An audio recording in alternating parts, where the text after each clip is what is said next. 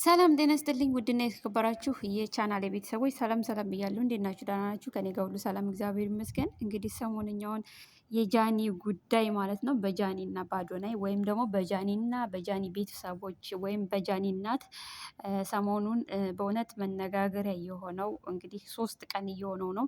እንዲሁም ደግሞ ይህንን ነገር ያመጡትኝ ለ15 ለ20 ዓመት ሶሻል ሚዲያን የሚጠቀሙ ሰዎች ናቸው። ግን በዚህን ያክል እንደዚህ መሆን በእውነት በጣም አላቅም። አንዳንድ ጊዜ ቤተሰብን ወደ ሶሻል ሚዲያ ማምጣት ወይም ራሳችን ወደ ሶሻል ሚዲያ መምጣት በእውነት ከባድ የሆነበትኝ ጊዜ አላቅም። ምክንያቱም እነሱ ምናልባት እነዚህ ሰዎች ጃኒን የሚተቿትኝ ጃኒን በጣም በቃ ወደ ታች ዝቅ አድርገው ለማየት የሚሞክሩት ለ15 ወይም ለ20 ዓመት ሶሻል ሚዲያን ቢጠቀሙበትም ግን ቤተሰቦቻቸውን አያወጡም። ቤተሰቦቻቸው ያሉበትን ኑሮ ሁሉ አያሳዩም። ግን አንዳንድ ሰዎች ሶሻል ሚዲያን ተጠቅመን ቤተሰቦቻችንን በቃ አይደለም ያለንን የቤታችንን ቤታችን መቀየኛ በቃ ነፃነት እንደዛ ያኔ ሰዎች እንዲያውቅልን ሶሻል እንትናችንን ሶሻል ላይፋችንን እንዲያውቁልን ብለን ወደ ሚዲያ ቤተሰቦቻችን ስናመጣ በእውነት ከባድ ከባድ ትችት ነው የሚመጣብን። እና ለምን አሁን ጃኒ አንዳንድ ጊዜ ጃኒ የጃኒ እናት አሁን ለምን ከአዶናይ እናት ጋር እኩል አልሆነችም ነው? የአዶናይ እናት ይቅርታ አድርጉልኝና የአዶናይ እናት ዘመናዊን ነው የምትከተለው።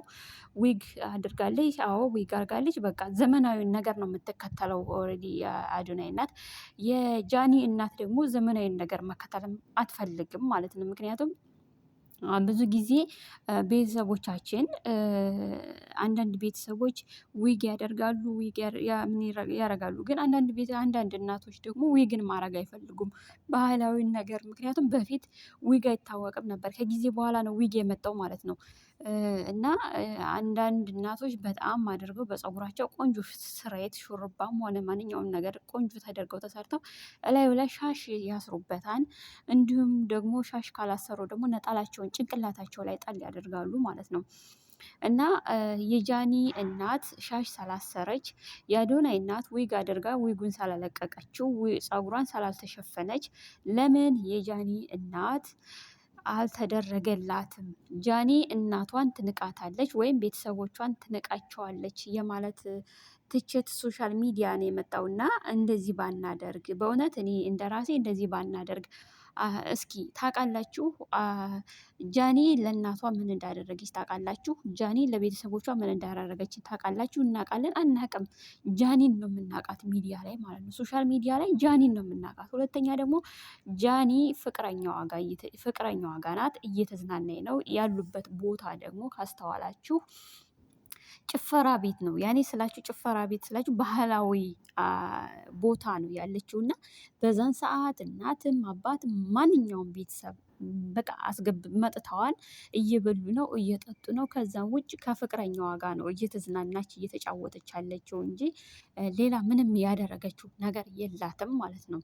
ቤተሰቦቿ እሷ ከተቀመጠችበት ጎን ነው የተቀመጡት። እሷ አባቷ እናቷ ከዛም በኋላ ቤተሰቦቿ ናቸው የተቀመጡት። በዛኛውም ሳይድ ደግሞ አዶናይ እናቱ ከዛም በኋላ እንደዛ ነው የቀጠለው። እና እየበሉ ነው እየጠጡ ነው በቃ ተዝናንተዋል። ግን የጃኒ እናት ፀጉሯን ስላሰረች ብቻ አባቷን ትንቀዋለች። ለአባቷ ጀርባዋን ሰጠችው፣ ለእናቷ ጀርባዋን። በእውነት ነው የምላችሁ ልንገራችሁ፣ ጃኒ ማለት ጀግና ሴት ናት ማለት ነው። ጃኒ ማለት ለቤተሰቦቿ ቤት የሰራች፣ ጃኒ ማለት ቤተሰቦቿን የምታስተዳድር ሴት ናት ማለት ነው። ብቻ የእሷ ቤተሰቦቿ ስላልዘነጡ ቤተሰቦቿ እንደ ማንኛውም ሰው አልሆኑም ተብሎ የዚህን ያክል ትችት ሊመጣ አይችልም። ምክንያቱም የሰው እኔ የምኖረውን ህይወት ሌላ ሰው ሊኖረው አይችልም። ሌላ ሰው የሚኖረውን ህይወት ሌላ ሰው እኔ ልኖረው አልችልም። ምክንያቱም ሰው እንደ ቤቱ የሚባል ነገር አለና እስከዚህ ድረስ ሰውን ለማሸማቀቅ እስከዚህ ድረስ ሰውን ዝቅ ለማድረግ ባንሞክር በእውነት ነው የምላችሁ። እሺ ከኛ ልጆቻችን ምንድን ነው የሚማሩት?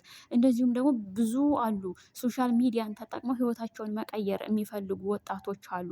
ግን ይህንን ትችት የወጡትን ልጆች ትችት ከተቸናቸው ከኛ ጀርባ ያሉት ልጆች እንዴት ነው ወደ ሶሻል ሚዲያ መጥተው ህይወታቸውን መቀየር የሚችሉት ማለት ነው። በእውነት በዚህ እስከዚህ ድረስ እንደዚህ ክፋታችን እስከዚህ ድረስ ጥግ በእውነት እኔ እንጃ አላቅምና ሁላችንንም ልብ ይስጠን እላለሁ ማለት ነው። ጃኒዬ አይዞሽ፣ እግዚአብሔር ደግሞ ፍጻሜያችሁን ያሳምረው። አሁን ላይ ትውውቅ ነው የታየውና ሰርግሽን ወልደሽ ደግሞ በሰላም ተገላግለሽ ክርስትናሽን በቃ ማንኛውም ነገር ደስተኛ ህይወት እንደምትኖሪ ባለሙሉ ተስፋ ነኝ። ምክንያቱም እንደዚህ ፈተና የበዛበት ህይወት መጨረሻ ላይ ሻማዋን ምርጧን ሻማ እና በቃ ከፍታዋን ይዘሽ የምትጓዥ አንቺ ነሽ እና በርቺ።